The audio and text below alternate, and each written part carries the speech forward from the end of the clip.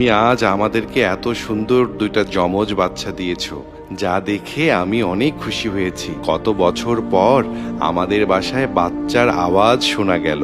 এই কথা বলতে বলতে তার চোখে পানি এসে যায়। জানো তো, আমার বিয়ে হওয়ার 10 বছর হয়ে গেল, তবুও আমার কোল এখনো শূন্যই রয়ে গেল।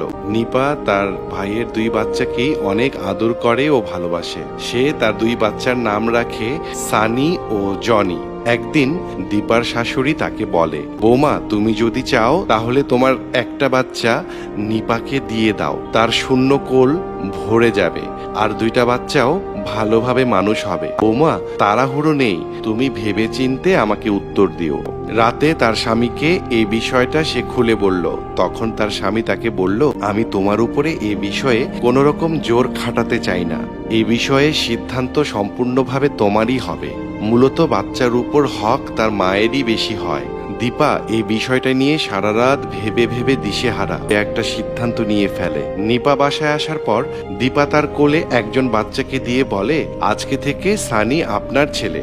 তার চোখে পানির ধারা বইতে লাগলো। তখন নিপা দীপাকে বুকে টেনে নিয়ে বলে, ভাবি, আজকে তুমি একজন নিঃসন্তান মেয়েকে মা বানিয়ে দিলে।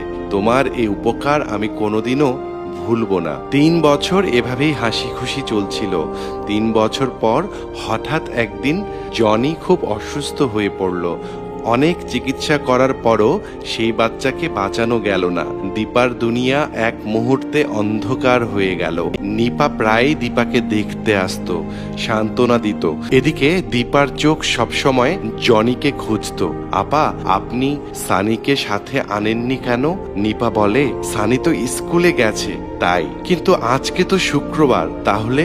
দীপা সরলতার সাথে বলে, আপা, আপনি চিন্তা করবেন না, আমি সানিকে আপনার কাছ থেকে নিয়ে নেব না। আমার বাচ্চা মারা গেছে বলে আমি আরেকটা মায়ের কোল শূন্য করব না।